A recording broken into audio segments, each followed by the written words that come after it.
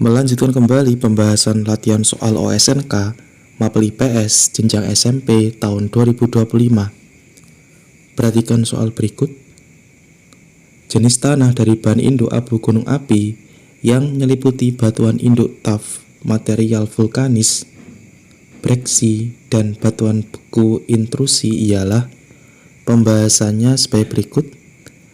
Jenis tanah yang dimaksud adalah latosol. Latosol sering terbentuk dari bahan induk abu gunung api, tuff vulkanik, dan batuan beku intrusi. Tanah latosol memiliki ciri-ciri seperti berikut: kaya akan mineral sekunder, tekstur yang beragam dari lempeng hingga liat, warnanya khas seperti merah atau kuning, dan kesuburan yang relatif tinggi. Tanah latosol umumnya ditemukan di daerah tropis dan subtropis, terutama di sekitar wilayah vulkanik. Tanah ini dapat sangat subur dan cocok untuk pertanian, tetapi juga memerlukan pengelolaan yang tepat untuk menjaga kesuburannya. Maka jawaban tepat untuk soal ini adalah B, latosol. Soal berikutnya, perhatikan gambar di bawah ini. Berdasarkan letak geografis Indonesia yang berada di garis khatulistiwa, dampak dari pergerakan angin pada gambar di atas terhadap wilayah Indonesia adalah. Pembahasannya sebagai berikut. Wilayah Indonesia yang terletak di sekitar garis khatulistiwa memiliki iklim tropis dengan curah hujan yang relatif tinggi. Pergerakan angin seperti angin muson mempengaruhi pola curah hujan di Indonesia. Angin muson barat membawa udara lembab dari Samudra Hindia, menyebabkan hujan di sebagian besar wilayah Indonesia. Kemudian angin muson timur membawa udara kering dari Australia, menyebabkan musim kemarau di beberapa wilayah.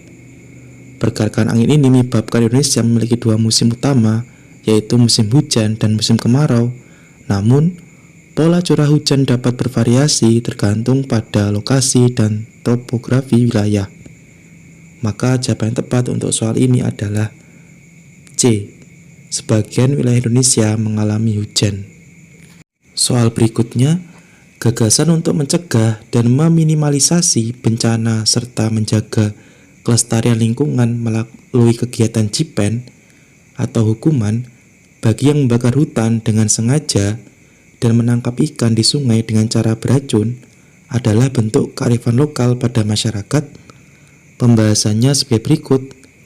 JIPEN adalah salah satu contoh kearifan lokal masyarakat Dayak yang sangat menarik. JIPEN memiliki aturan yang ketat untuk menjaga keseimbangan alam. Hukuman bagi yang membakar hutan dengan sengaja dan menangkap ikan di sungai dengan cara yang merusak menunjukkan bahwa tradisi ini sangat peduli dengan konservasi hutan dan lingkungan, pengelolaan sumber daya alam yang berkelanjutan, dan menjaga keseimbangan ekosistem sungai. Dengan demikian, JIPEN tidak hanya menjadi tradisi, tetapi juga sebagai upaya pelestarian lingkungan dan sumber daya alam.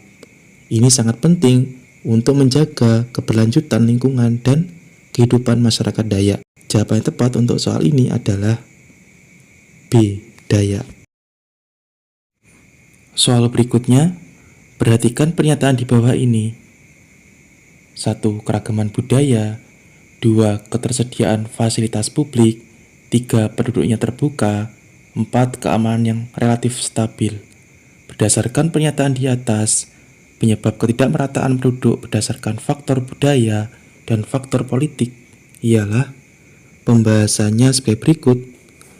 Penyebab ketidakmerataan penduduk dapat dipengaruhi oleh beberapa faktor, termasuk faktor budaya dan faktor politik. Sementara itu, keterbukaan penduduk dan keamanan yang relatif stabil dapat menjadi faktor yang mendukung pertumbuhan dan distribusi penduduk yang lebih merata.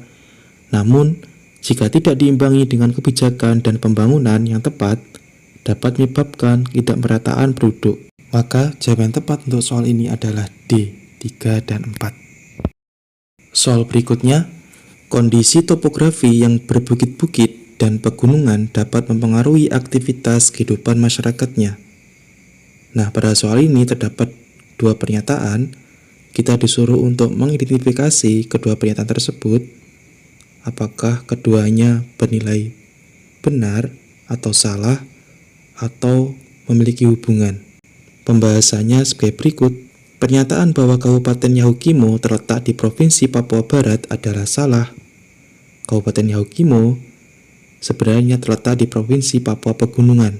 Sedangkan pernyataan kedua tentang kondisi geografis Yahukimo yang merupakan pegunungan dan memiliki hutan yang luas adalah benar. Namun, keduanya tidak ada hubungan secara langsung dalam konteks kebenaran lokasi administratif. Maka jawaban yang tepat untuk soal ini adalah D. Pernyataan A salah, pernyataan B benar, tidak ada hubungan. Soal berikutnya, lembaga donasi yang ada di kota A berhasil mengumpulkan dana miliaran untuk membantu pendidikan anak yatim piatu yang kurang mampu. Lembaga ini dikelola secara profesional dengan transparansi keuangan. Ciri lembaga sosial yang muncul dalam ilustrasi di atas adalah pembahasannya sebagai berikut. Ciri lembaga sosial yang muncul dalam ilustrasi tersebut adalah transparansi keuangan dan tujuan yang jelas, yaitu membantu pendidikan anak yatim piatu yang kurang mampu. Transparansi keuangan yang menunjukkan bahwa lembaga tersebut memiliki akuntabilitas dan kepercayaan yang tinggi dalam mengelola dana donasi. Tujuan yang jelas menunjukkan bahwa lembaga tersebut memiliki fokus dan arah yang spesifik dalam membantu masyarakat. Maka jawaban yang tepat untuk soal ini adalah A. Memiliki beberapa tujuan yang jelas dan terukur.